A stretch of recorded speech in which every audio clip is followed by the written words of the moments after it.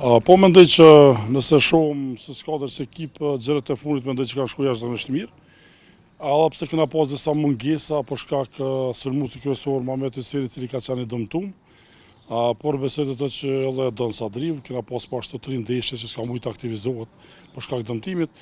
Mendoj që skuadra ka funksionuar shumë mirë, ka vepruar shumë mirë, rikthimi i Arenit Hasanit mendoj që na ka ndihmuar shumë xherët e fundit, pastaj për arsye se pishom që është edhe në për aktorëve kryesor lojë që na do të thotë kena marrë edhe 6 pikë të rëndësishme. Mendoj që mangësia kryesore të skuadrës Llopit ishte kompetencu disa herë, do të thotë ku na bënëm lëvizjen për sulmuesin kryesor.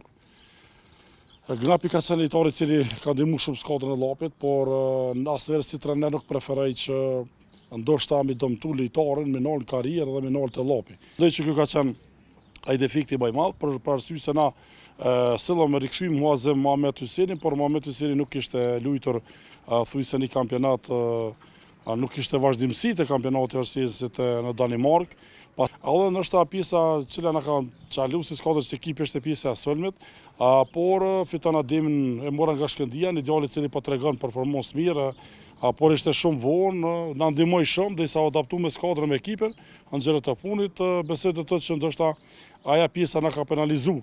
Për pjesën e refrimit mendoj të thotë që ato vetë kryetari i federatës, kom dëgjuar një deklaratë kur e ka dhënë Agim Ademi, ka thonë që s'kam qenë i kënaqur këtë vit me pjesën e arbitrimit. Njëjtën gjë do të thotë në shumë momente, edhe unë s'kam qenë i kënaqur me atë pjesë, ku kena pas shumë momente delikate, asnjëherë nuk e them që kanë qenë të qëllimshme, se nganjëherë për shumë në Evropë arbitrat gabojnë, bëjnë gabime.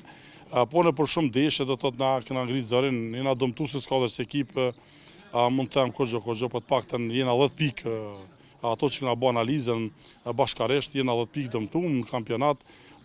Aja pjesë nuk funksionon të unë si trajner, aja pjesë nuk funksionon që Llopi me ra, se s'diskutohet.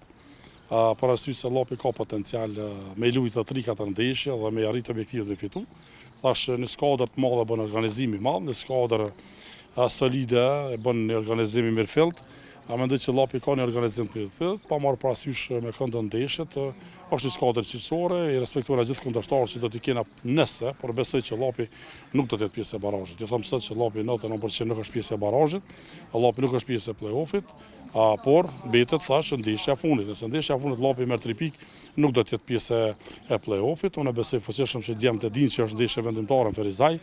Dhe nëse na fitojnë këtë ndeshje, do të thotë besoj që matematikisht Llopi do del nga ajo zona e rrezikut.